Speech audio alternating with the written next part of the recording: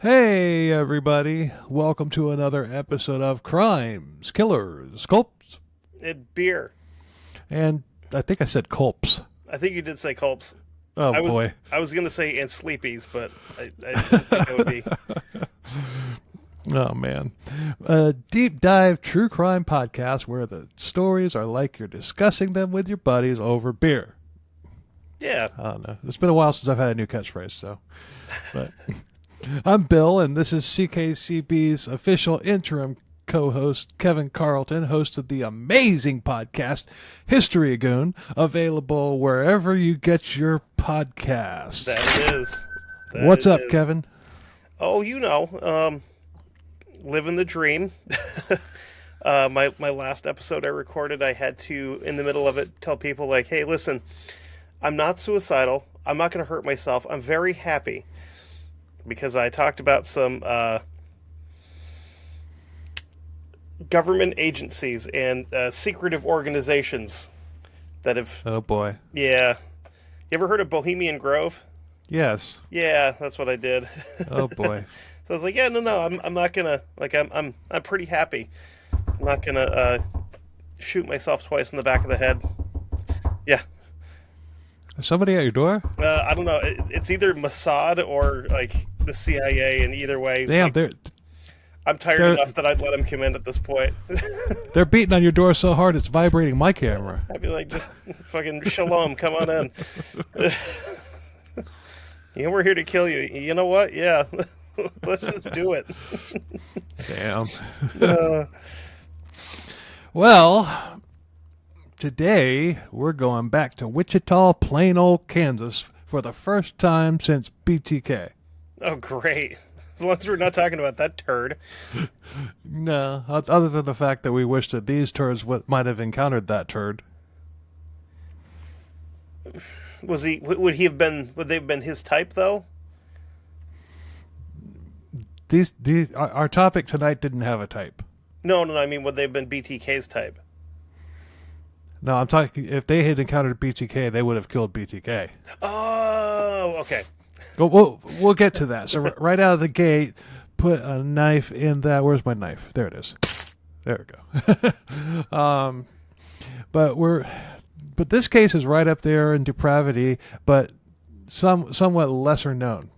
The names Reginald and Jonathan Carr mean anything to you? No, not even a little bit. Does the Wichita Massacre or Wichita Horror ring a bell? There is a bell ringing somewhere about that. Oh, well... I think I've heard about it somewhere. I'm not sure if I know a ton about it. Okay. Well, you're going to wish you didn't know anything about it after this case. Fantastic. After this episode. That's what I like to hear. This is a case that I heard a podcast episode about probably before I started CKCB. And when I was researching episode 66... the person that I was getting the information from mentioned it to me, and I told her that I knew of it, but it's one that I would probably get to at some point. So basically I told her to put a knife in that. And now a couple years later, here we are. Taking that knife out and putting it back in. Yeah. This case was a spree killing, kidnapping, robbery, and rape, and among other things, by two depraved brothers, the aforementioned Reginald and Jonathan Carr in Wichita, plain old Kansas. They terrorized the city between December 8th and December 15th, the year 2000. Damn. This duo of death killed 5 people and injured 2. And I'm sorry, and that was how many days? That was what? Eight. That was 9 days. No, 8 days. 8 days. Yeah. He said they killed 5 and wounded 2? Yeah. Golly. But this is also a case where the death penalty was challenged and it went all the way to the U.S. Supreme Court. This case also sparked a debate over what's racist and what isn't in regards to media coverage. Because the Carr brothers were black and the victims were white. Okay. This duo was just plain evil in the crimes they committed, and they had fun while they carried out their crimes. They got off on the fear and anguish of their victims. And the brothers were originally from Dodge City, Plano, Kansas, where Reginald Dexter Carr was born November 4th, 1977, and Jonathan Daniel Carr was born March 30th, 1980. They were 23 and 20 years old when they carried out the massacre. Jesus. And this, yeah, this isn't a case of just one day a switch was flipped. Both of these brothers had extensive criminal records going back to their childhood, but this was their coup de grace. Great. I'm guessing they came from a very stable home. As yeah, children, we're about to get to that. No knife on that because we're about to get there. So, but guess how many felonies were committed during their reign of terror? Well, I can think of at least 7. I'm going to go close to 75. Why not? Try 96. Holy shit. Not often is 75 an underestimate for felonies over a period of days like that. Yeah. Jesus. They were busy boys. Yeah, this was a horror movie in real life, especially how 4 of the victims were posed. Oh, God. The sources are Killer Siblings documentary, season 1, episode 3. I used the U.S. Census, I used Criminal Minds Wiki, and a little bit of Maine Wiki. And you want to hear something else? After I finished writing all these notes and everything, I just happened to be looking on Amazon, and I find a book by author Fred Rosen, who is a noted true crime, called Wichita Massacre. I could have just bought the damn book. Don't you love that? Yeah. Damn it.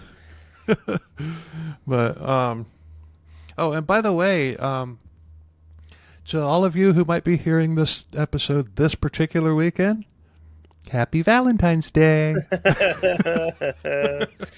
Yeah. Yeah, what a great way to kick off Valentine's Day. Right? Hi, hi, honey, I love you. Let's listen to find out about the Wichita Massacre. my late Valentine's Day to my listeners was child sacrifice and a statue of Moloch. So, hey, to each their own, I guess. Might have to check that episode out. Oh, it's not released yet. No, it comes out Monday, but it's interesting.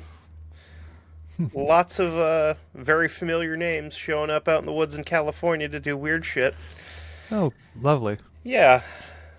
But as I mentioned, these 2 chuckleheads and their older sister, she's not a chucklehead, but they were born in Dodge City, Plano, Kansas, which is located a little over 200 miles west of Wichita. And it's well known for what, History Goon? Oh, Dodge City was like the city of gunslingers for quite some time. I'm just going off the top of my head because I kind of forgot that you asked me to look into some stuff for it. I do know at one point in time that basically everybody who was anybody who was a name that you've heard of in the Wild West was in Dodge City, including Wyatt Earp being a deputy there, Doc Holliday taking everybody's money around poker tables and faro tables. I believe Bat Masterson was there for a bit as well. And I am pretty confident that scumbag Pat Garrett was there for a while too.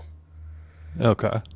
And if you don't know who Pat Garrett is, he's the guy who allegedly killed Billy the Kid, but it was most likely like a 14 or 15-year-old Mexican kid that they shot and claimed it was Billy the Kid because he was too drunk to be able to identify who he was shooting at. Oh, boy. Yeah. Well, thank you for that little bit of history there, History Goon. Well, I figured it fit. I was starting to write this. I was starting to write out a brief little history. I'm like, you know what? I have the History Goon on with me. That's true. Let him do his thing. And the weird part is, like, the Wild West isn't even one of my strong suits. Oh. Well. It's just like, hey, I know some stuff about this. But anyway, nothing, not much has changed in Dodge City. No, probably not. I mean, it would be really cool to visit there just from a history aspect, for sure. Yeah, but it's still the wild, wild west, unfortunately. As of 2024, it had a population of around 27,000, and that's less than half of the capacity of an average-size NFL stadium. Yeah, that's pretty small. Yeah, so we're talking about a very small town. And in the 1970s, the crime rate there was about 28% higher than the national average. Damn. Yeah. So you might be figuring that the Carr brothers had a difficult and less than ideal childhood, and you'd be right. It sounds that way. Yeah. Their parents were alcoholics who didn't like each other, let alone anybody else. They were constantly beating the crap out of each other, although the father usually had the upper hand. As they usually would, I would imagine, just right. from a physical standpoint. The father, whose name I couldn't find, frequently sexually abused their older sister. Oh, what a nice guy. Yeah, and the boys were frequent targets for physical abuse as well. Yep. The mother, Janice Harding, eventually divorced the father, but rather than finding a good man, she married another douchebag who also sexually abused the daughter. She seems to have a type. Yeah, unfortunately. Yeah. But this guy was even more of a monster than the kid's father. Oh, yeah, because these aren't his kids. Right. Yeah, no, now I can just beat the shit out of them freely because they're not actually my kids. Right, he was far more abusive, and there was even instances where he held a gun to her head. To the daughter or the mother? The mother. Ugh. Probably the daughter, and probably both the brothers as well. Jesus. Janice would take her abuse out on the boys, beating them with electrical cords, among other things. And sometimes Reginald and Jonathan would go to their grandmother's house, but things weren't really any better there. Right. So pain, violence, and fear was a way of life for them. You know, it was just normal, unfortunately. And when the parents weren't neglecting the boys, they were beating them. And it was so bad that Jonathan attempted suicide at 16 years old by drinking antifreeze. Oh, damn. I mean, so, yeah. Like, honestly, I'm not going to try to defend them because they are monsters from the sounds of it. Doesn't sound like they really stood much of a chance from the get-go. No. You know? No, they didn't. I mean, this is one of those cases where you feel bad for the kid, but not the adult. Yep. But in lots of cases like this where you have kids close to the same age, the kids bond together as a way to cope. Yep. As well as a way to protect each other. Yep, for sure. Reginald, the elder, started getting in trouble and going to jail repeatedly before he was even 10 years old for drug possession, burglary, and even assault. Drug possession at 10 years old is wild. Yeah. I mean, holy shit. But it not even just other kids, but assault on not even just other kids, but teens and adults as well. I mean, can you imagine getting your ass kicked by a 10-year-old? No, I can't even think of a 10-year-old that I think could kick my ass, to be honest. I know some 10-year-olds, like, from, being related to them and whatnot, but, yeah, pretty sure my 10-year-old nephew couldn't kick my ass. I would throw him in. I would hope not. But he was also doing drugs, and he was even having sex as a child as well. Oh, great. Nice early start for that. As you'd expect, neither brother did very well in school. Yeah, that tracks, unfortunately. Yeah. Reginald was the leader, and he would protect Jonathan, but he was in jail the most out of the two. Jonathan looked up to him, and even worshipped him, and Reginald was Jonathan's hero, which fed Reginald's ego, which certainly didn't help the situation. Right. You said there's a 3-year age difference between the two of them? Yeah, they were 20 and 23 when the massacre took place. The 70s, 1977 and 1980 is when they were born. Yeah, so they're pretty tight age-wise. That. Mm-hmm. Yeah, that's not really my sister is 3 years younger than me, so. But while he was in jail, Jonathan would chill out and wait for him, and when he got out, they'd go out and commit more crimes. Of course, because he had nothing else to do. Yeah. And they honestly probably really don't know any better than the way they were raised was not optimal. This story, but sadly, this story that we're telling right now, this part of this story, is all too common. Yep. It's horrible. As teenagers, they became drug dealers, and it just escalated and never slacked off. They just got worse and worse and worse. I mean, they were robbing people at gunpoint before Reginald even turns 15. You could say that these two never stood a chance, and you'd be right. I would definitely agree with that. Yeah, like I said a minute ago, this is one of those cases where you feel bad for the kid, but not the adult. Yep.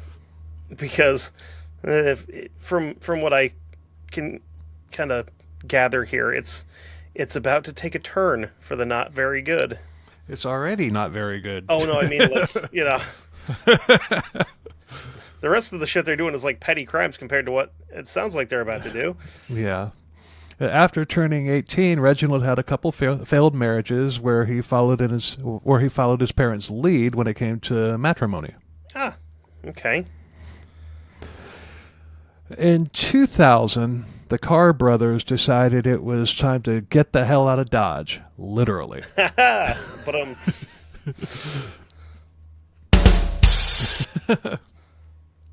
They wanted to go somewhere where there was some real money. And what location just screams out fat cash? Let's see, we're going from Dodge City. Going Real to money. Tombstone. No. Oh, shit. All right. Well, I was... Wichita! Oh, okay. I was trying to stick with the Wild West theme, hopefully. Wichita!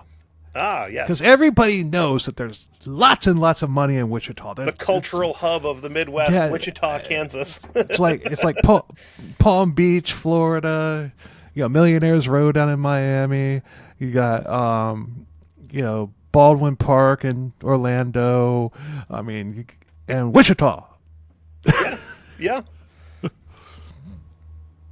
Wichita, Plano, Kansas. They thought that Wichita was full of rich people. Newsflash. Nah. It's not. It really isn't. No.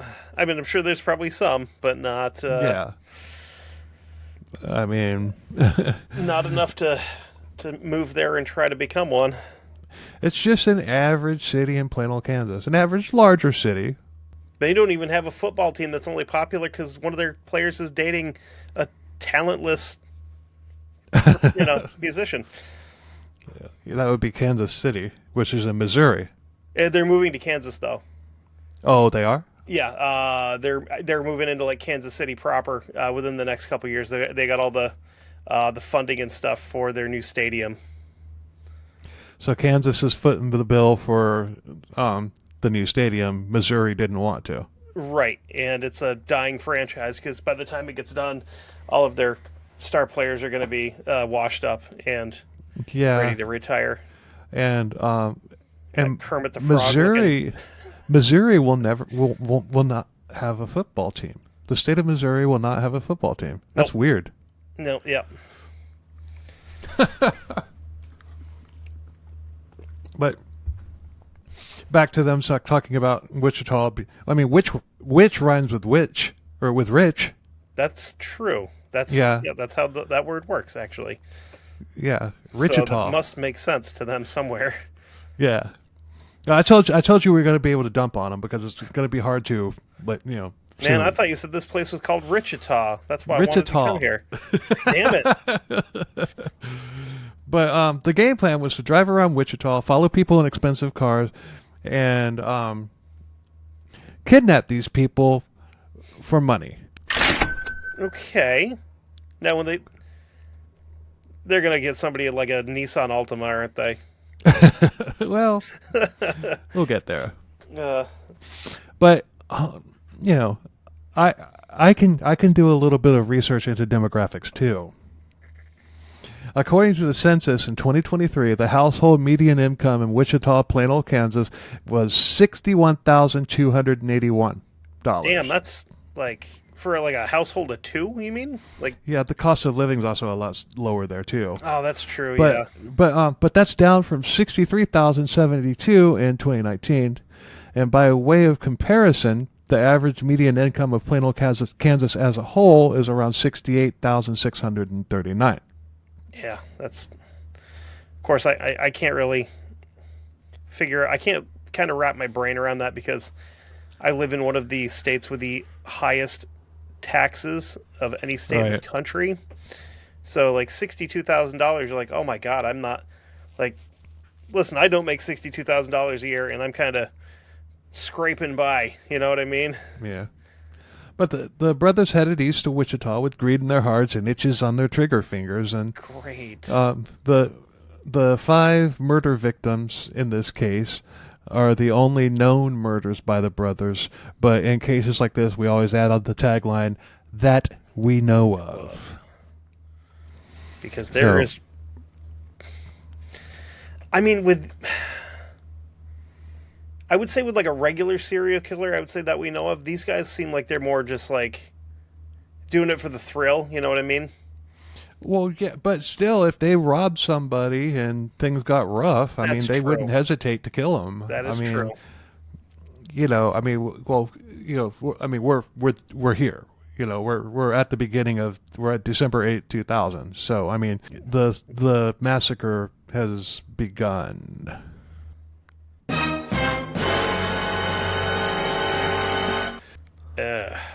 The way that they basically hit the ground running when they got to Wichita, another thing that we like to say is, was this really their first time? Yeah, I don't think so. Maybe the first time that it escalated this far, but probably not the first time they've done something incredibly violent. You know, maybe, but still, that we know of. Right, that we know of. December 8, 2000 was the night they arrived in Wichita. They wasted very little time, and they attacked and robbed 23-year-old assistant high school baseball coach Andrew Schreiber. Oh, for fuck's sake. Yes, because a 23-year-old assistant baseball coach is going to be loaded with money. Oh, man, you got that good assistant coach baseball money? So I can tell you, I actually looked into trying to coach high school baseball here in the last couple of years. And to coach at my high school that I went to, they were going to pay me $2,000 for the season. Up front? No, it was at the end of it. So, at the end of it? Yeah. Oh, that's sketchy. So you have to commit all this time and all that, and that's sketchy. I mean, when what if they don't? What if the team sucks and you don't sell any tickets? I'm sorry, Mr. Carlton. We don't have the money to pay you. Oh no! Basically, they just want to make sure that you're actually going to make it through the season. Because if you quit halfway through, they're not going to pay you. Oh. Like when my kid's old enough to play baseball, I will definitely be coaching just because, you know, I want to, you know, got to be harder on my kid than anybody else's because that's how it was when my dad coached me. You get special treatment. Yeah, I get yelled at on the way to and from practice. So yeah, there's my special treatment that I got. But he was also a baseball player at Wichita State University. So he's still not making money. Right. Such noted alumni such as Dennis Rader. Ah, good company to be among. But Andrew Schreiber was getting a pack of Skull from a convenience store, and he was getting back into his pickup truck when the Carr brothers approached him. Yeah, they come up from behind and stuck a gun in his back and told him to get into his truck and scoot over. Schreiber scooted to the middle while one brother got into the driver's seat and the other got into the passenger seat, so he was sandwiched between them. So not to be racist, but you said pickup truck and Skull. This is a white dude. No, he's Asian. Actually, that's probably the only time I could actually picture an Asian using mouth tobacco would be a baseball player because they all fucking do. No, it was a white dude. Yeah. As somewhat of a white dude myself, I know what we sound like. The one in the passenger seat pistol whipped Schreiber as the other drove off, and they drove him they drove him to various ATMs, forcing him to withdraw cash and give it to him. You know, once it got to the point to where the ATM wouldn't work anymore, basically they had drained the account. Yep. They pulled into a parking lot and shot the tires out of his truck and left him there. Christ. He had survived, but the next victims wouldn't be so lucky. But, and the reason why, various ATMs, I mean, it's just most ATMs have a limit on how much you can withdraw. Right. So. We ran into that with Israel Keys. Right, we did. The brothers continued committing armed robberies throughout Wichita, and their crimes were becoming more and more brazen. Victims were increasingly threatened, and they're physically assaulted and terrorized during robberies. So I mean, it wasn't just the people that are going to be named in this episode. They were just on a crime spree, just jacking anybody they could. Yeah, I mean, this is something that if they were in Gotham, they would send out the bat signal for. Oh yeah, and he'd show up and beat the shit out of him through the car. Yeah. December 11th. Reginald and Jonathan were armed and looking for another robbery opportunity. Like many crimes of this type, investigators believed the attack was opportunistic rather than planned around one specific victim. Yeah. Which they didn't know any. Well, they may have known people in Wichita, which we're gonna find out. Well, no. Let me walk that back. They didn't know anybody in Wichita. They met people while they were there. Okay. So yeah. So put a knife in that. So yeah, it sounds to me like these two had never even really left the Dodge City area in their entire life. So, but that evening, the brothers encountered 55-year-old librarian Ann Walenta. She was also a known cello player in the Wichita Symphony Orchestra. And she was, in fact, on her way home from symphony practice, and she noticed a car that seemed to be following her. She pulled into her driveway, and the car circled around the cul-de-sac and pulled back up and stopped, blocking the driveway off. Oh. Two men got out of the car and walked up to her and pointed a gun at her, demanded her money. She tried to drive away, but they shot 7 rounds into the car and hit her 3 times, and she was paralyzed as a result. The car actually rolled and hit a tree. And her head fell, forward, and she hit the horn, like right out of a movie. Yeah, right. That's what I was just thinking, actually. I mean, this really is. I mean, well, we're going to talk about that a little bit at the end of the episode. The brothers then fled the scene, and neighbors called 911 after hearing the car horn blaring, and they saw her like slumped onto the steering wheel. But sadly, on January 2nd, 2001, she died in the hospital from blood clots in her lungs. Yikes. That's not a pleasant way to die. No, but put a knife in that. Because she ain't done. At this stage in their crime pattern, the Carr brothers had already demonstrated a willingness to threaten the victims with firearms. For investigators, this case immediately raised alarm bells. Wichita was not accustomed to random acts of execution-style robbery killings. I can't imagine many places are, to be honest. Well, I mean... Well, not many places in the United States, at least. Go down to, like, cartel country, and they find them like that all the time, but... Oh, what was BTK? Yeah, well... What did he do? Well, they were all indoors. Yeah, but were those really execution-style, though? That's just a... weirdo being a fucking weirdo. That's true. He strangled him to death. Yeah. BTK. I hate that guy. Yeah. And not just because he was a serial killer. He just seems like like such a douchebag. Like, yeah. I hope he heard my 3-part series on him. Detectives began working to determine whether this was an isolated event or part of a broader pattern. The specifics of this attack on Walenta resembled the attack on Andrew Schreiber. Right. Initially, the December 11th murder of Anne, I'm just going to call it a murder because we know that she didn't make it. Yep.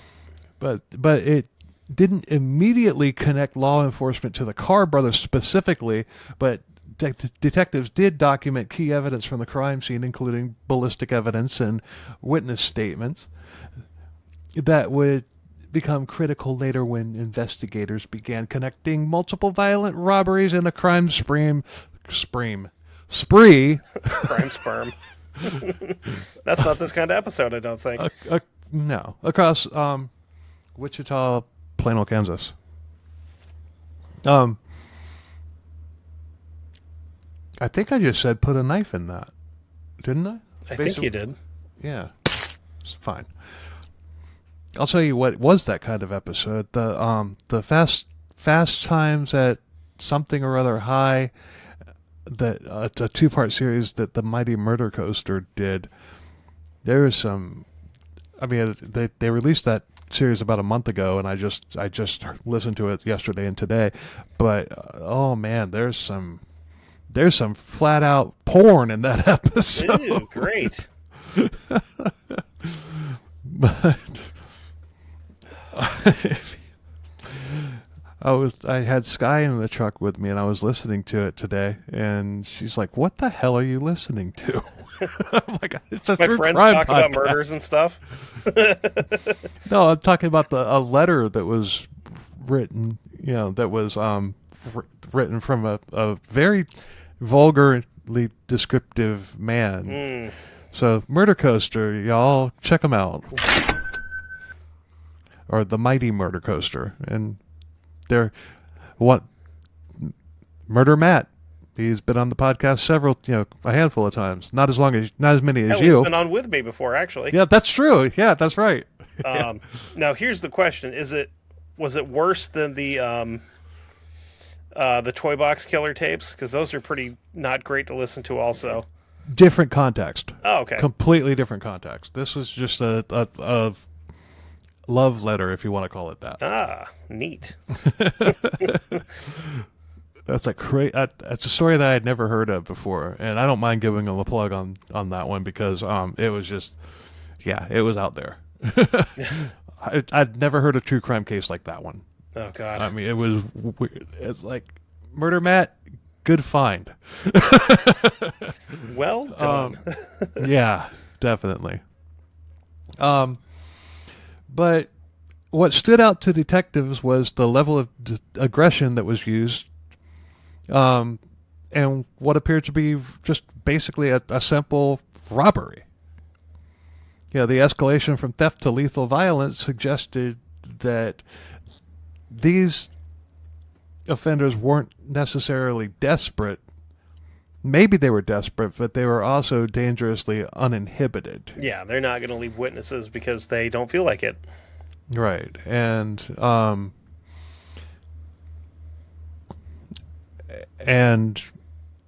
the word duh comes to mind.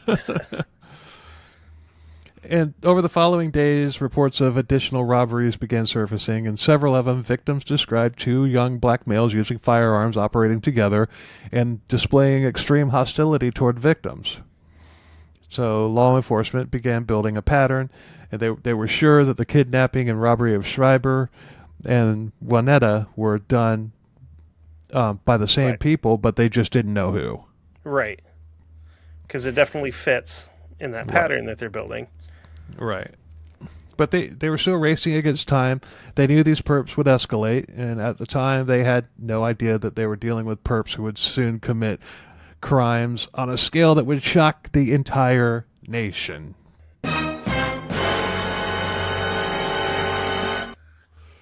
On December 14th, their violence escalated dramatically.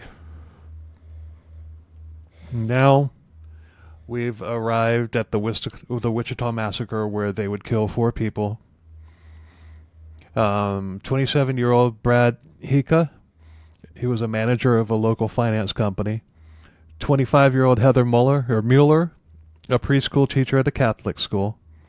29-year-old Aaron Sander, who wanted to become a priest and he was studying to become one. Heather and Aaron were a couple. Also, 26-year-old Jason Beffert, who was a science teacher and a JV basketball coach. And a 5th victim who survived the ordeal and, we're going to keep her name anonymous for privacy reasons. I mean, she had asked that her identity be withheld, and we're going to respect that wish. So we'll just refer to her as HG. And it was also the law that prohibited the release of the names of sex crime survivors at the time in Kansas. I don't know if that's a thing, like how many states have that, but Kansas. Which, I mean, honestly, that's not a bad thing. I don't Agreed. mind that, Agreed. I think it's a very good thing. You don't want people, you don't want people who might know the perpetrator, doing things to antagonize the situation if they release the name. That, and they've already been through enough that they don't need to be like, oh, hey, I saw a thing about you in the newspaper, by some jerk off that they work with, Right. Yeah. But she was also the girlfriend of Jason Beffert, and they had been together for 2 years, and Jason had purchased a ring and was going to propose on Christmas. And so the survivor was his girlfriend. Right. Okay. And there was a pooch named Nikki there as well, a little puppy dog. Didn't say what kind of dog Nikki was. Did they hurt the dog? Huh? Did they hurt the dog? I'm not telling. You keep your secrets.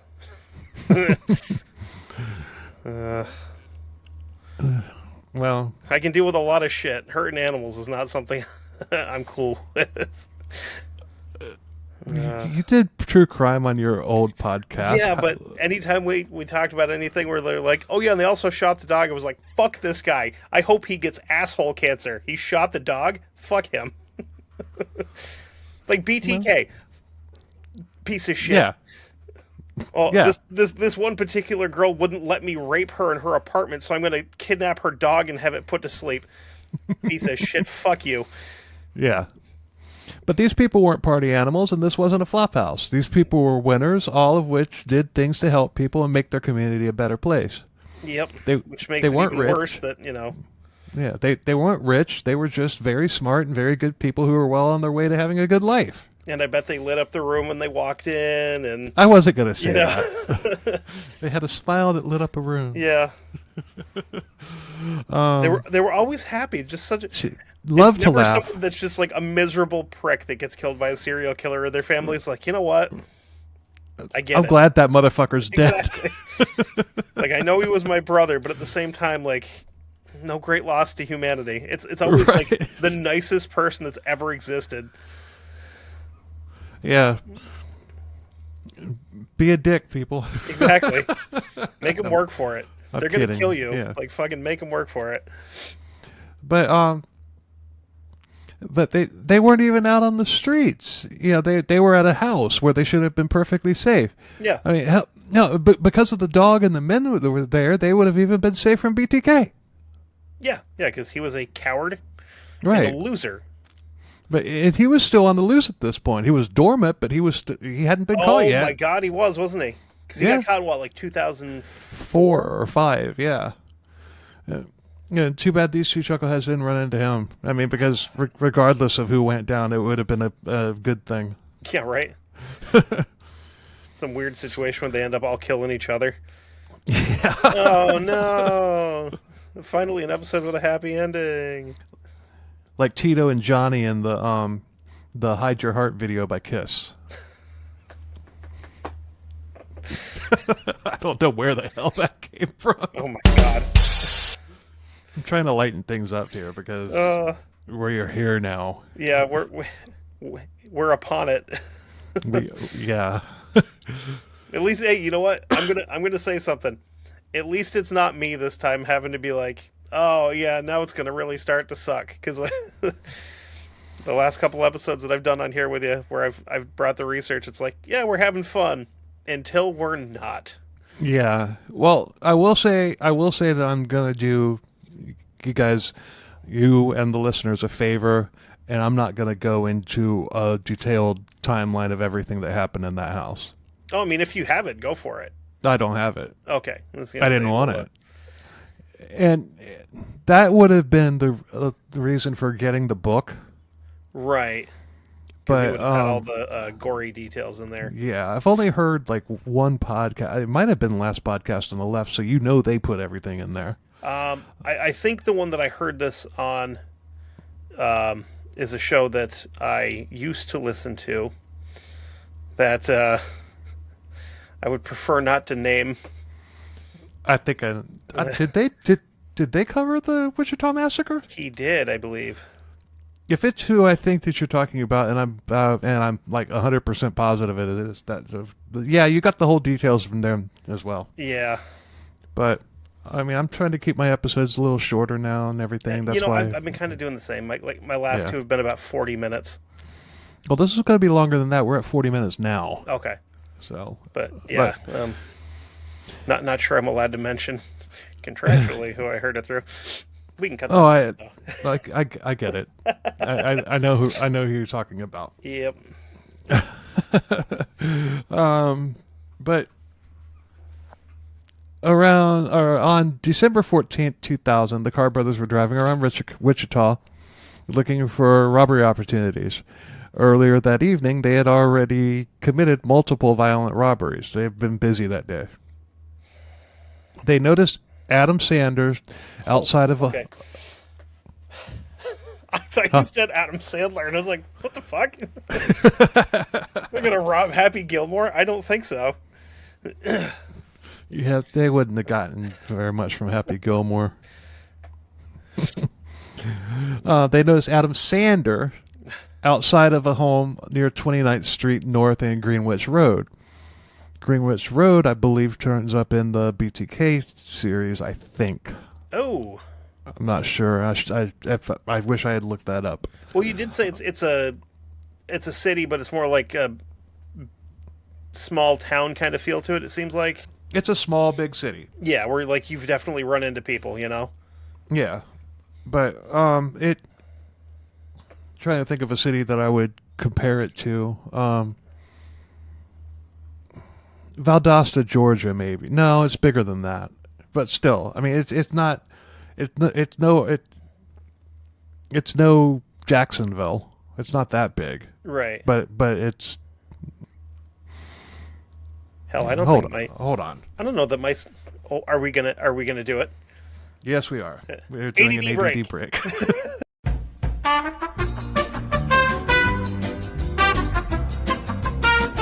What is the population of Wichita, Kansas? 400,000. Holy Christ. Yeah, so it's not small, but it's not big either. Well, I mean, the biggest city in my state, as of the 2024 census, has 44,700 people in it. What is the population of Jacksonville, Florida? Probably a mil. Yeah. Million? Okay. Yeah, a million, 1.37 mil. That's insane. I've never been there, but I can't imagine, like, that's a lot of people, man. Like, well, did you know, but because of the fact that the entire city of Jacksonville is the entirety of Duval County? Seriously?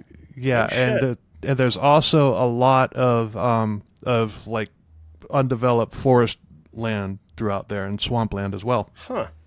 But if you stood every person on the face of the earth, man, woman, child, everything, shoulder to shoulder, they would all fit inside the boundaries of Duval County. Damn. Basically Jacksonville. Holy shit. Because the entire county is Jacksonville. Little fun fact. So Burlington, which is the biggest city here, like I said, has got 44,700 people. That's in a 15 square mile area. Oh, that sounds miserable. It is. Like, everything there sucks. Damn. They actually, speaking of which, they just I just watched a news thing from our local, like, big news channel. They're trying to come up with like $2 million to revamp their safe injection sites for our... We're not going to call it a heroin problem, because it's not a heroin problem, because we gave them somewhere safe to do heroin. But yes, for that, they're going to try to somehow come up with $2 million to revamp these things that they built 5 years ago. Oh, yay. Lovely. Yeah. I'm so glad I live an hour and a half south of there. Anyway, hashtag, but I digress. Sander had recently arrived at the residence where several of his friends were, and this was a house that had several roommates living in it, so it's not like one of them owns the house. Right. Okay. So I was going to ask if they all of these people lived there, or if like some of them were just like guests hanging out. I think 3 of the 5 lived there. Okay. I think 3 of the 5. Sander did not live there. I think his girlfriend did, so she lived there with one of the other girls and her boyfriend, I would assume. Right. No. Jason Beffert lived there. His girlfriend HG did not.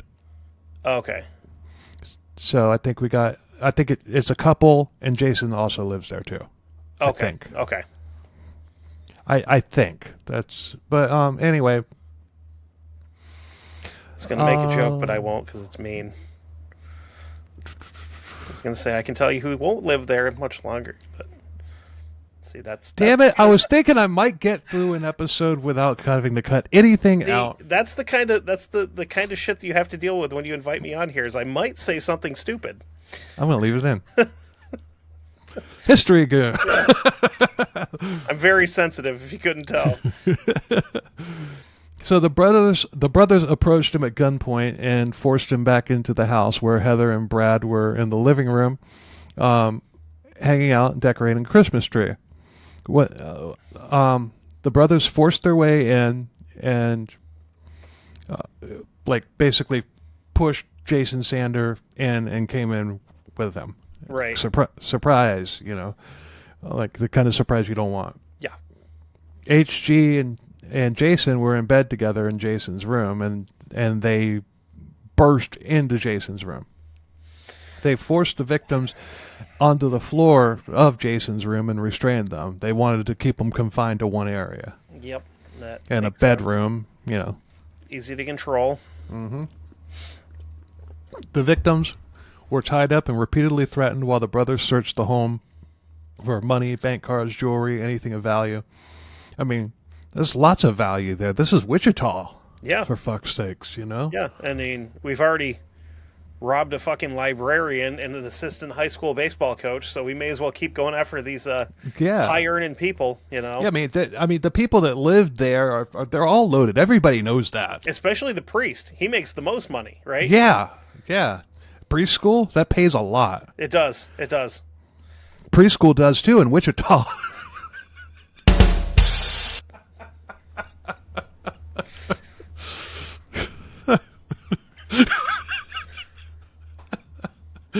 Oh, boy. I don't even know what to say.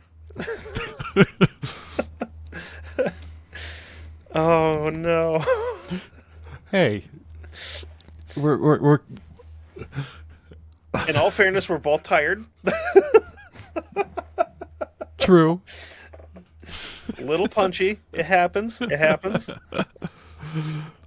Usually when I'm on my own, it just results in anti-government ramblings in an episode.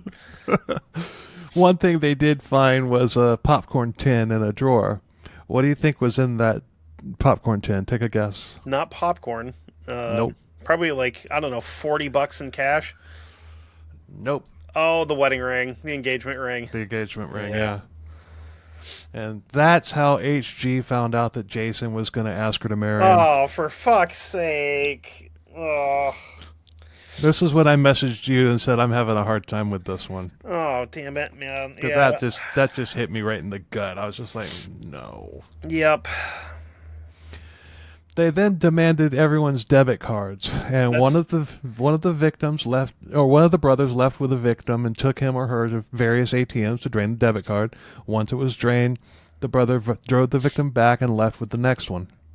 That's that moment where if this was in a true crime documentary, it would have been like, and that's when a happy moment turned tragic, and the screen goes black and white, and you get that like. Kind of that happened 4 paragraphs ago. Oh no! They would have doubled up on this one just to really. Yeah. really make you feel like a not good person for listening to something like that, you know. This is one of the more. I just chose not to. If I had gotten that book though, I would have had to have put the gory details into it. But I think you'll agree that the way I do it, it's enough. Yeah, no, it's been you do it very tastefully. You're not like out here just like some gore hound trying to like shock people into stuff. The Gertrude Baniszewski episode, I went into gory detail. Yeah, well, you kind of have to with that one because it was so fucking gnarly. It'd be like if you did the Junko Furuta case out of Japan and didn't get into details on that. Have you know anything about that one? Probably. Oh God, that's a bad one. She got like kidnapped by a dude that she went to school with, and him and his buddies held her captive for like 40 some odd days. Oh yeah, I know. Yeah, that one. That one's rough. I don't think I'm gonna cover that one. No, you know what? No, I don't blame you. Maybe it'll be like Dahmer's gonna be 500. Maybe that'll be episode 1,000. Well, here's the thing: is like you can always just use the excuse of I have a daughter that's in this very similar age group as this, therefore I'm not covering this because it will make me uncomfortable, and nobody would be mad at you. Well, I have one of my kids is in this age group. Yeah, that we're talking about here. Oh, yeah. But this was done with back and forth from the ATMs and back and everything. This was done with 3 of the victims, and they got almost $2,000. Ooh, boy. So yeah, about $650 each for 3 people. Yeah, they're loaded. You know how else they could have got $2,000? If they'd worked for a fucking week at a regular job. Right. Sorry. Yeah, I mean, Wichita, Plano, Kansas is one of the highest paying places in the country. I mean, everybody knows that. Dude, I mean, they could have gone and worked at McDonald's and got $2,000 on a paycheck. In a week? Oh, no, they do bi-weekly, but, In 2 weeks? Maybe. McDonald's? I know a guy that does maintenance at the McDonald's up here locally, and he makes better money than I do. Well, that's maintenance. Yeah, like just working on the fryers and shit. Yeah. Yeah, that's maintenance. They're not going to pay the cashiers and the burger flippers and the fry guy. They're not going to pay them basically $1,000 a week. But no. it's also not supposed to be a permanent job. It's no, it's not. Yeah, you can make it a permanent job because again, I know some people that have been at McDonald's since they graduated high school that make pretty damn good money, but they're also in management. Yeah, they make about $68,000 a year, which is the average median income of Wichita, Plano, Kansas. Yeah. Oh God. But it can be a good job, but you have to, just like anything else, you have to have patience and you have to have work ethic. You have to work for it. You can't just fucking rob people at gunpoint your whole life. But one brother went out with the victims, the other brother stayed with the other 4. Both brothers repeatedly said that somebody was going to get shot if they didn't cooperate. Spoiler alert, somebody's going to get shot if they cooperate. If they're in your house, yeah, you're getting shot. It seems like there's no other way around it with these guys. But after all of the money theft and what the hell did I write there? After the money theft and once they were done pillaging the house, the scene changed. If we were talking about a serial killer like Ted Bundy or Danny Rolling, I'd say that they were in berserker mode. Yep. 'Cause this scene became an all-out assault on every single one of the victims. The victims had always been tied up and kept in closets unless the brothers wanted them for their planned activities. And they told them, you said planned activities. What would you rather I have said? No, I'm just saying I don't like the thought of that. Oh, yeah.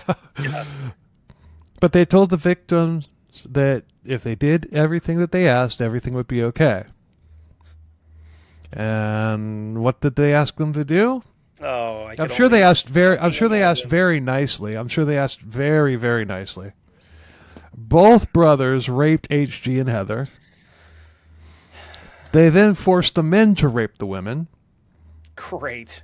And then they forced the men to perform sex acts on each other. I'm sure that was just fucking the most comfortable thing for everybody. And if anybody refused or couldn't perform, they were beaten brutally. That'll help, you know. Yeah. Yeah, nothing makes me hornier than getting whacked in the head by some asshole with a freaking, I don't know. I'm having a hard time getting motivated. I got an idea. Let me hit you in the fucking face with a flashlight or something. Yeah, there we go. I don't know that that'll work.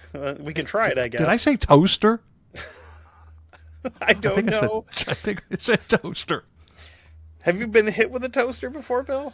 Apparently. The correct answer to that would have been, I don't remember. I've been hit with some weird shit before, man. I don't know if a toaster's ever been on that list, but I don't know. I don't know. And great. You got to keep it light a little bit, you know, because it's we do. I'll be sure to forward you all the toaster ads that I get on Facebook now because I've got my phone like right next to me. But all 5 of the victims have been beaten brutally and everything. So, but there in one paragraph, I did what that other podcast did in probably 20 minutes. Yeah. And you're coming off feeling just as sick off of that as you would have off of all the gory details. Yeah. Yeah. Once the Carr brothers had finished their sadistic fun, they loaded the victims into 2 vehicles, and the men were forced into the trunk of a car, and one of the brothers drove it.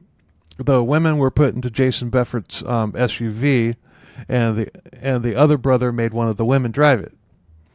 They drove to a soccer field nearby and were forced to get out of the vehicles at gunpoint and made them get on their knees side by side. And then they shot all 5 of them in the back of the head, execution style. Fucking cold. Mm-hmm. Man. The brothers then took off in Jason's SUV back to the house to load up the loot and to look for more things to steal. And sadly, while they were there, if you didn't think you could possibly hate them anymore, they shot Nicky the dog. Well, that was a great episode. I'm going to go now. But 4 of the victims, 3 of the victims died, but HG survived. No, wait. 4 of the victims died, but HG survived. Take a guess how. Did she hide under bodies, I'm assuming? No, they were all shot in the back of the head. No idea. A barrette that she had in her hair deflected the bullet. Yeah. What do we know what they were using for a firearm? Like what caliber? No, I'm sure that was mentioned, and I don't remember. I'm guessing it wasn't a .357. No, like a small caliber, like a 22. It would have been a 22 or a 25, maybe. I could maybe see a 38. I mean, I could see a 22 bouncing off of something like that. Definitely not like a 9mm or a 45. Mm-hmm. That's just going to smash right through. A 38. I mean, if it was already if it caught it at just like the right side, angle. Yeah, a 38 probably would have. But same with anything, 32. But anything stronger than a 38, and it wouldn't have mattered. Yeah. So just for reference, if anybody's unfamiliar, this is what a 9mm looks like. Okay. That's 115 grain round. An inch tall. Yeah, and that will absolutely and about a third of an inch wide. Yeah. And then if you're curious, if you were to shave about I don't know, 3/16 of a centimeter off of the main diameter of a 9mm, that would put you down to about the size of a 32, which is also the same size as double-aught buckshot that you run out of shotguns. Right. So, but yeah, a 9mm would have got the job done. It was probably something small, like a small, very small caliber. I got a 22 floating around here somewhere, and I just don't want to go digging around right now. HG is a badass. She's a badass bitch. And she had the will to live. I mean, she was naked except for a sweater. And if she had allowed panic to grip her, she would have frozen to death because it was snowing heavily that night. Yeah. I mean, you said this is right around Christmas. Yeah. And believe it or not, Kansas does get snow. Lots of it. And they get tornadoes, too. Yeah, which is wild. Like, why would you... There was a time when I was considering moving to Kansas, and I'm glad I didn't. I would have been miserable there, not just because it's boring and there's nothing for a Florida swamp lizard like me to do. It's because of the frickin' dry there. I would have frickin', it's just, I need my humidity. And hot. Dry and hot, and then it's cold and dry. Yep. And cold and dry. Oof. I would have owned stock in like Lubriderm or something. You'd be okay up here in the summer, especially like around my area where we're not far from the lake. But not the winter. No. I fucking hate it in the winter, and I've lived here for 38 years. Like, I've been through a few of these, and I don't like any of them. It was 83 degrees for the high today. It got up to 32, and I was outside in a t-shirt because I was like, oh my God. Considering it was 4 below when I started my car this morning, it got up to 32, and I was like, I don't need my sweatshirt anymore. I'm comfortable. Damn. Yeah. Anyway, she got up and she checked on her friends. 3 of them were already dead, but Jason, her boyfriend, was barely alive. She took the sweater off. Remember, that's all she was wearing. Yeah. She took the sweater off, and in that cold and snow, she wrapped it around Jason's head to try and stop the bleeding. She then got up and went looking for help. It was dark, it was freezing cold, and she saw a light in the distance, and that was all she could see. Obviously, it's probably blurry, because your eyes probably aren't working. Yeah. Yeah, but it began coming into focus. It was a cross that was lit up with Christmas lights, and she kept going toward it. She climbed over a barbed wire fence completely naked. Yeah, damn. She crossed a highway that was deserted. She literally walked a mile in the snow to the building with the cross, which happened to be the first house in the neighborhood. So they were out in the middle of nowhere. Yeah. She pounded on the door where residents let her in, and she told them, "I've been shot. My friends have been shot. I need you to call. I need to tell you my story before I die." And the family called 911, and the man of the house was trying to explain to dispatch what had happened. HG actually took the phone from him so she could tell the story herself.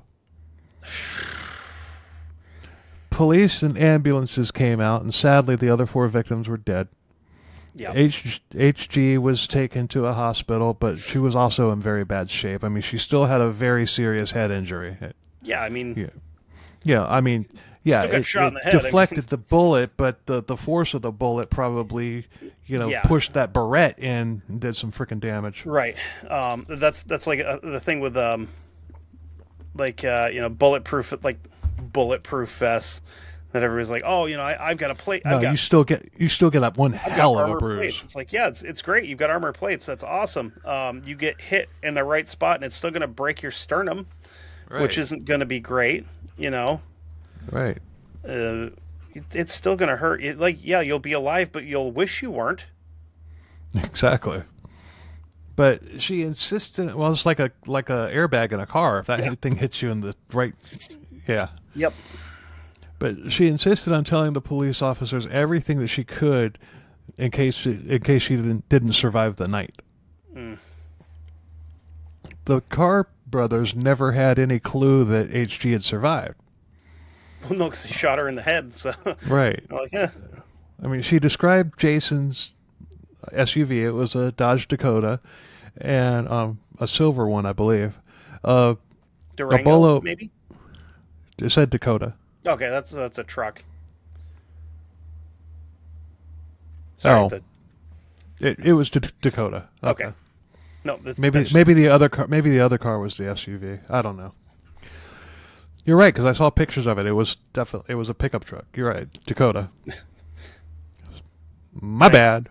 That's what I get for working in the automotive industry for the better part of a decade. Well, I worked for a Ford dealership. I could do the same thing if with Ford, but Bolo, be on the lookout, was sent out, and the media ran with the story. The police went to the house to investigate, and it had been ransacked. Big things like TVs, computers, and things like that had been taken. And this is how police knew that these chuckleheads had come back after killing the victims to load everything up. Yeah, because they wouldn't have had time or the room to do that in the first place. Right. You're not going to load all that stuff and 5 people into vehicles at the same time. Especially a truck that size, because that's a small truck. Right. It's like an S10, like a Chevy S10 or a Ford Ranger. Yep. But not as badass as a Ford Ranger, though. The story had gone out all over Wichita, and Heather Miller's mother saw it and came to the crime scene saying that her daughter hadn't come home the night before. Oh, no. She asked if Heather and Aaron were okay, and I would hate to be the cop who had to answer that question. The media was live on the scene, releasing every bit of information that they got as they got it. They're actually doing what the media was supposed to do, not become hit pieces on people that they don't like. But before too long, Jason's truck was being looked for by everybody in Wichita. Descriptions of the stolen items, like the electronics and the engagement ring, were released as well. People were scared. Idea. Yeah. People were scared. Remember, there was also the carjacking of Schreiber and the shooting of Ann Walenta on top of all the other crimes that were being committed by these two pukes. So, needless to say, everybody was on the lookout. A man saw the reports of the truck, and he had seen it. So he hauled ass to the police station. He said that he knew where the truck was.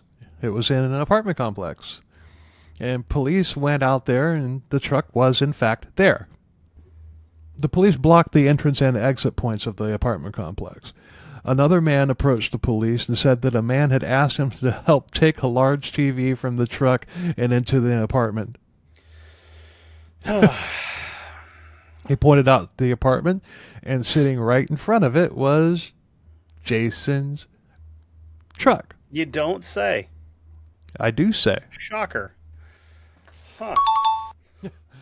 But I can see why you'd need help. I mean, TVs were very heavy back in 2000. Oh, my God. Very heavy. Now, you can carry a 65-inch TV by yourself up 3 flights of stairs. Yep. I got a 60-inch TV for Christmas through work at a raffle we did, and I had to have a coworker help me because I couldn't fit it in my car, so he had to drive his truck here. And the only reason I needed help getting it in is because the box was so damn long I couldn't get on both sides of it to pick it up. Right, yeah. So you get out of the box, it weighs like 20 pounds. Yeah. But a SWAT team lined up in the hall. They were just there to pick the TV up. They needed that much help. A SWAT...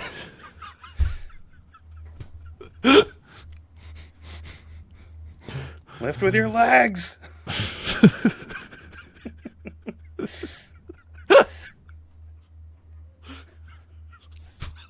Sorry.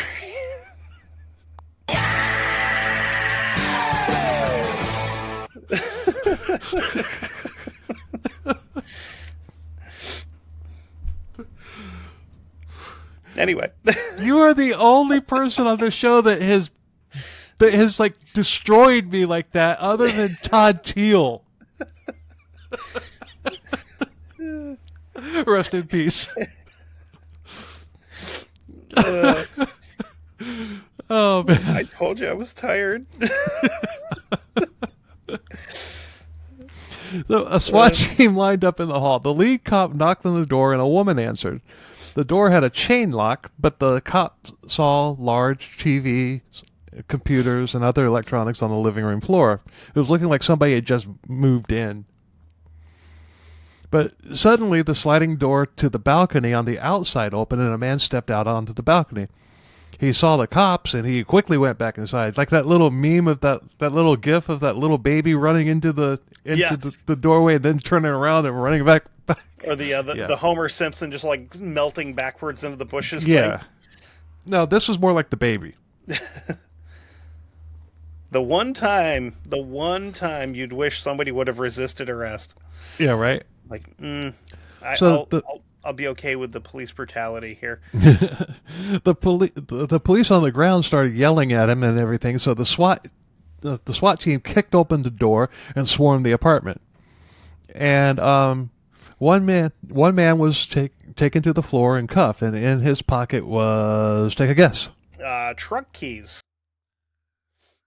Even more damning. Maybe an engagement ring?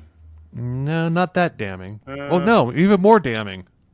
A wallet that didn't belong to him. Something that would go in a wallet. This is going to be like $60,000 pyramid here. An ID. Son of a bitch. Jason Beffert's credit card. Oh, okay, fair enough. I gave you. I was spoon feeding it to you. You gave me clues of what could be in a wallet, man, and we family feuded this shit and sucked at it. The suspect, once he was on the floor, said something. Take a guess. I didn't do nothing. No. He didn't use the Shaggy defense. He didn't hit him with that. I didn't do nothing. He didn't hit him with that. No, he said, "Shit, I need an attorney." That is an understatement, my friend. And since you can't afford one will be assigned to you.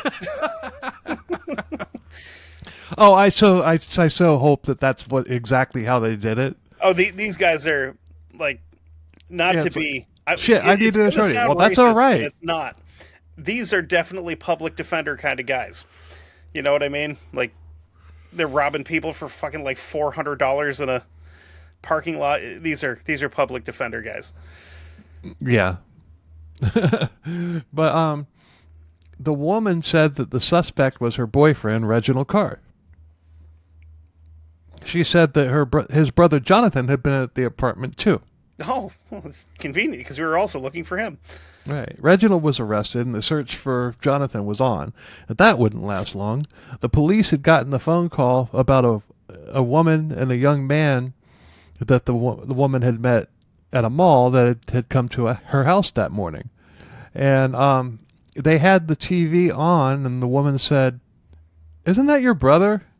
When there was the live footage of Reginald being arrested. He looks kind of like you. What wasn't he with you when we met at the mall?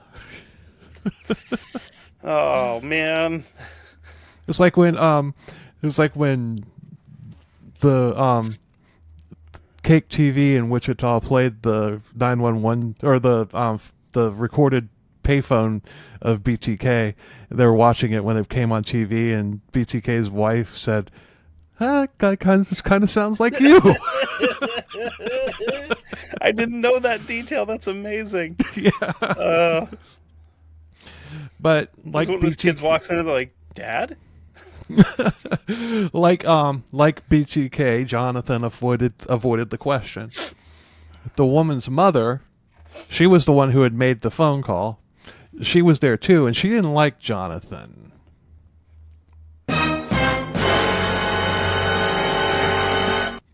She had also seen the footage on TV, so she went over to his coat looking for a gun because,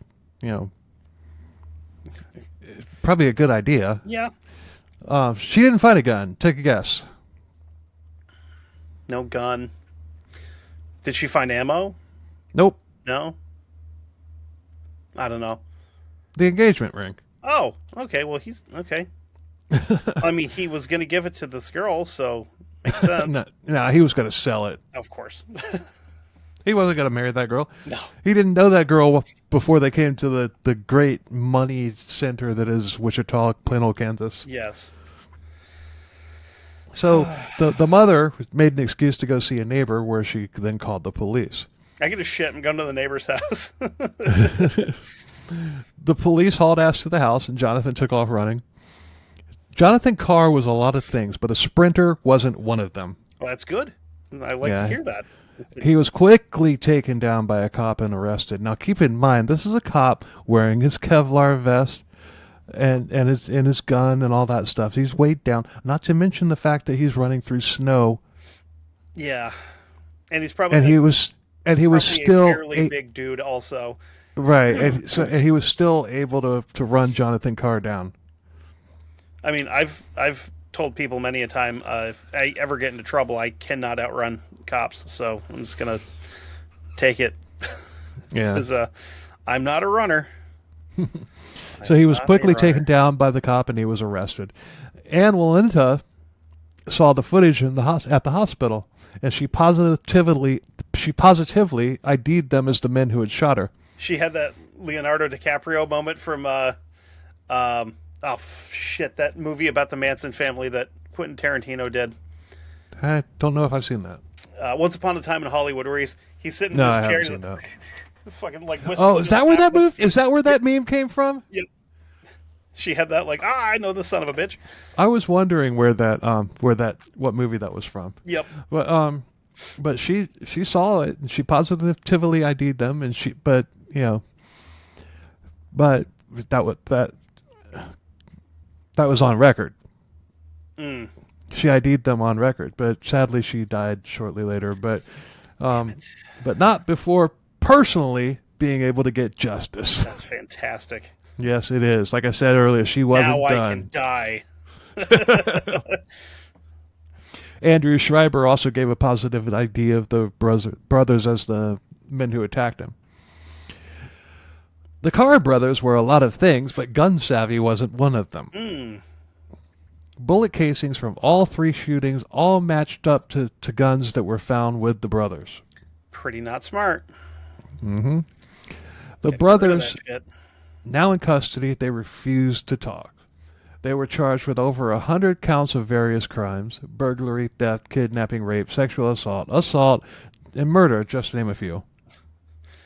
And if I'm the DA, I'm checking cameras to see if they jaywalked anywhere. Yeah, oh, yeah. Ooh, yeah. Like, exonerating factors, like, if we pulled these assholes over, did they have a seatbelt on? No. No blinker? No. No. Or it'd be like in Porky's, your taillight's broken. Yep. But yeah, if I'm throwing everything at the wall just to see how much would stick. Oh God. Both brothers in court showed a complete lack of remorse for what they had done. Reginald was a smirker. He was also a kiss blower, and I don't mean he blew Gene Simmons and Paul Stanley. He blew kisses to the camera as well as to family members of the victims. And this dude would have got his shit kicked in court if I was there. I'd like diving over the bailiff to hit this guy. Yeah. But he was removed from the courtroom multiple times because of crap like that. Andrew Schreiber was emotional in court, and even saying that he asked the brothers to make it quick if they were going to kill him. Jesus. Yeah. Oh my God. HG also testified, saying that she had actually asked if they were going to shoot him, and one of the brothers said they weren't. And she asked him, "Do you promise?" And she got emotional in trial and everything, and she said that she had no choice about what happened to them that night, but she chose to live, and that she would still choose to live. That's a tough broad right there. Mm-hmm.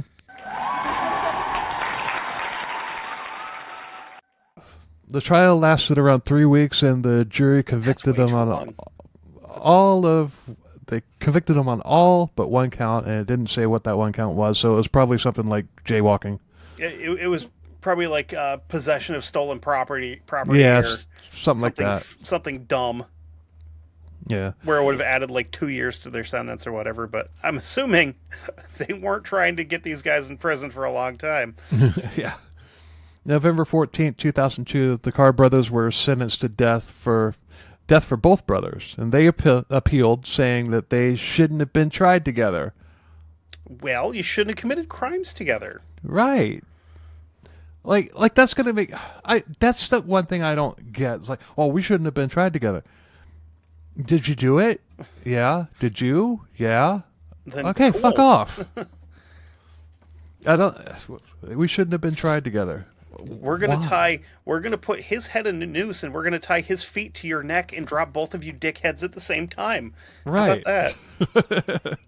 I just don't understand how that can be. Well, we shouldn't have been tried together. Well, you know what? Your defense attorney should have brought that up initially. Yeah. So shut the fuck up. Your defense attorney should have punched both of you and gone, I'm not doing this. Yeah, right. In 2014, the Plano, Kansas Supreme Court overturned death sentences. Why? But 2 years later, the Supreme Court of the United States reinstated the death sentences. Hell yeah. Yeah. Even if the death penalties were not upheld, each of the Carr brothers was already sentenced to serve at least 70 to 80 years in prison before even being eligible for parole. Yeah. I mean, I'd still rather see both of them dead, but, you know. Yeah. There were people criticizing the media's coverage of this, saying that because they were black and they killed 4 white people, it was much more of a big deal because of skin color. I'm going to go ahead and say no. It's because they killed 4 people. Well, hold on. The Wichita Eagle, Wichita, where this happened, commented, in an editorial. It doesn't say if this was an editorial from a columnist or just an editorial that somebody wrote in. Mm-hmm. It doesn't say, but they said that the deaths of 4 young black people who were murdered by a young black man just 8 days before the Wichita Massacre in 2000 received less general media coverage than the murders committed by the Carr brothers. In this case, Cornelius Oliver, 19 years old, killed his girlfriend Rashonda Wheaton, 18, at her house, as well as her roommate Dessa Ford and their friends Jermaine Levy and Quincy Williams, who were visiting. Oliver shot the men in the back of the head where they sat on the couch.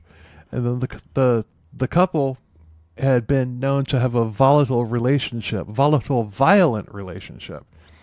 The police arrested Oliver that day, and he still had blood on his shoes. Okay, yeah. So, but I think the difference here is this is a one-off incident where the perp and the victims all knew each other. The Wichita Massacre was a crime spree that lasted over a week, Exactly. And what happened to those 5 people actually could have easily been the script of a horror movie such as The Strangers. Exactly. And it's Right. because the other one was basically a crime of passion, where this was a crime spree. It got a little bit more attention. I mean, yeah. and, okay, so the media is upset that the media isn't covering the other one as much. I think it was probably. Hi, Kettle, nice to meet you. I think it was probably an editorial that from a citizen that wrote a letter to the editor. That's what I think. Yeah, I don't think that came out. I don't think that came out. I mean, the Wichita Eagle was they just a few years later they would be vital in bringing BTK down. Yeah. So okay. Yeah, fair enough. But still, I think you're but right. But why even print that though? I mean, that would be like, I don't know. That would be like some of these Alex Jones types writing an editorial at a place where a school shooting happened, and then the newspaper printing it. Yeah. But, I mean, Yeah, it's crazy. It's crazy when you think about all of these movies like The Strangers and stuff like that, which basically this was. Exactly. This was, and home I wouldn't be shit with a yeah, I wouldn't be surprised if there's been a movie that's been released since then that was might not have been Wichita, might have been somewhere else, might have been Boise. yeah with Yeah, a wherever, but the exact they probably got Fred Rosen's book and said, you know what, let's just change the names, let's just make them white people, and let's just make it happen somewhere else in the United States, and boom, and let's throw based on a true story on there because that always sells tickets. Right, but we're not going to tell them what story it was. Right. Because I mean, especially with the climate nowadays, if you were to try to do this as accurately as possible, that would also make people angry because they would say, well, you're making an African American into the villain of this story, even though they were realistically, right. But yeah, that would cause issues there too, I think, unfortunately. Yeah, but still, I don't think that this. I mean, if I were going to write a movie script based on this story, I wouldn't even put based on actual events. I wouldn't want it. I wouldn't want to be tied to this any way, shape, or form. No, that's pretty smart, I think. But then again, how many freaking movies have been, basically the story of like Ivan Milat or something like that? Where people take a wrong turn and they wind up running into some crazed killer. That movie has been made 100 different times. Yep. Just slap a different name, different name on the movie. So it's the same thing with home invasion type movies. It's all been done to death. It's like if I start reading something that like a movie description, like on Amazon Prime or whatever. Oh. 4 friends are out hiking and they next. I'm not even going to bother. The only one that I will tell you not to do that with and to watch it anyway is The Ritual. Oh. Okay. And actually, even better, if you can, because you do spend a lot of time driving with your job. I don't know if you have Audible or not, but the book is fucking incredible. Is it based on actual events? No, it's not. But it's still that like kind of done to death, like lost in the woods kind of thing. Yeah. But it's a much different concept than what you would normally get. Like I said, the book is fantastic. Speaking of Ivan Milat, I covered him a while back. Oh, you did? Yeah, crazy ass Australian. Yeah, that was one of the episodes with where Paul was the co-host. But the Carr brothers, huh? I think my favorite detail of that whole thing was like after he was arrested, he wanted a fucking like PlayStation 2 in his cell, and they told him no, so he cut one of his fingers off with a plastic knife. They're like, I do, yeah. That was, I think, yeah. Yeah, they're like, all right, fuck it, let's just get him a PS2. I bet it wasn't one of his thumbs he cut off. It was probably a pinky. No, I did that one off of a book, so I'm sure that detail is in the book. So, but the Carr brothers are being stored at the El Dorado Correctional Facility in Plano, Kansas. El Dorado, Plano, Kansas. El Dorado is also, no, that was Texas. Never mind. So they didn't even make it out of the state. No, we got a federal prison for you gentlemen to hang out in, right? Here. Oh, wait, are we going to Colorado? No, you're going to... Oh, wait, hold on. ADD break.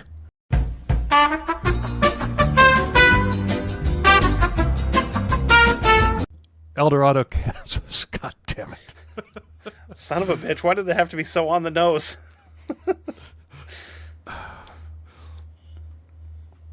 It's probably like fucking an hour and a half from there. Where show me in El Dorado, Kansas on the map. It's right off of I-35, about maybe 30 miles outside of Wichita. You assholes ain't even leaving the county. Fuck you. Oh, damn. Only thing that would have made it funnier is if it was like a mile and a half outside of Dodge City. Yeah. Go home. Fuck you. As of 2014, which is the latest update I could find, but this we're talking like after 12 years that they had been imprisoned.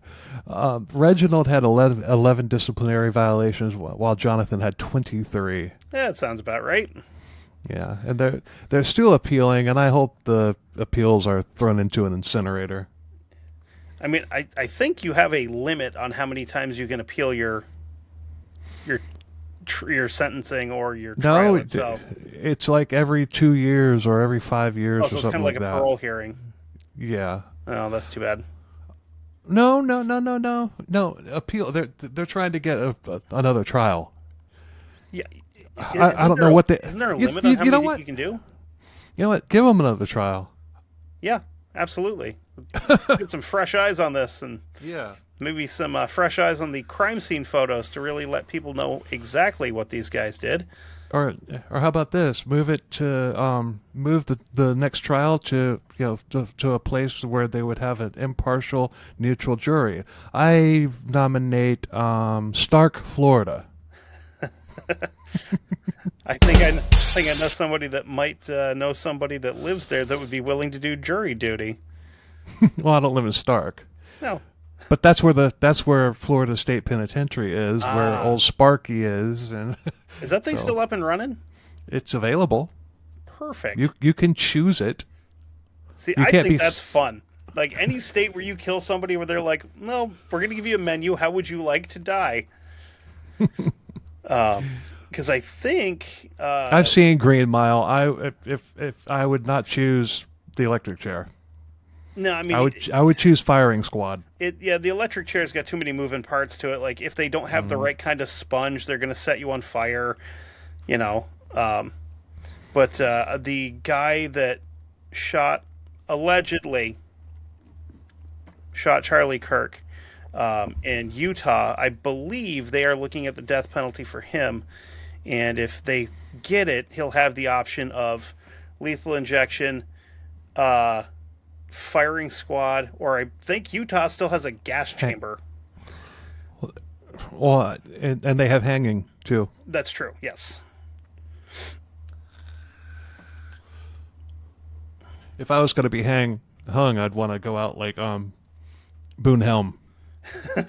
Somebody next to you be like, "Hey, surprise, bitch!" It's like I'm dead, and I'm taking somebody out with me after I'm dead. That guy. that is the most epic, death in the history of the world. Now that guy's a real scumbag. Well, he's a real scumbag, but his death is one of so funny, just like like a fucking comic book villain. Like, yeah, he leaps off of the thing, snaps his neck.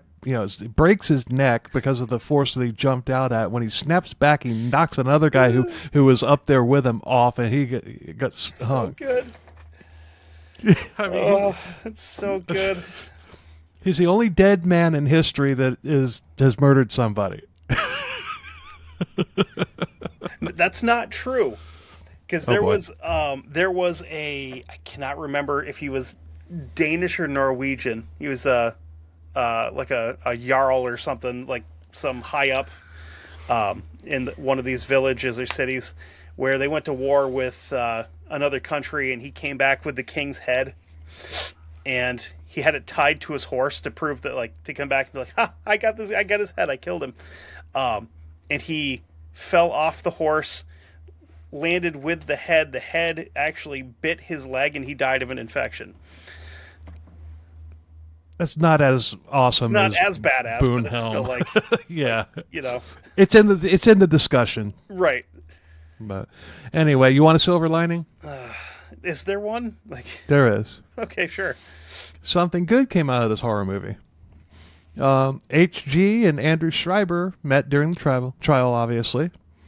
They were able to trauma bond and help each other out and everything. They became friends, and they got married. Hell yeah. Okay. They now have 2 kids and a very happy family. Okay. And Andrew decided to have a career change. Take a guess. Did he become a priest? Nope. No. I'm going to give you one more guess. A cop. He became a cop. Hell yeah, dude. So, Pays thanks just as well as that baseball job, except I get a pretty sweet pension out of it afterwards. Yeah. So, anyway, thanks a lot for listening, everybody. We appreciate the hell out of it. Please subscribe, follow the YouTube page, comment, follow us on whatever platform you use, whether it's Spotify, Apple, iHeart, or whatever. Make sure you do the same for History Goon, because that's an awesome podcast, and Kevin is an awesome host. I try. And please be sure to leave us a 5-star rating and comment. Helps the show to grow, but what helps most is word of mouth. And the only reason I'm hammering this is because we have a lot more 5-star ratings than not, but only the people who hate the show seem to be commenting. So we need some good comments. And if you like us, tell a friend. And if you hate us, tell an enemy. And until next week, later. Bye.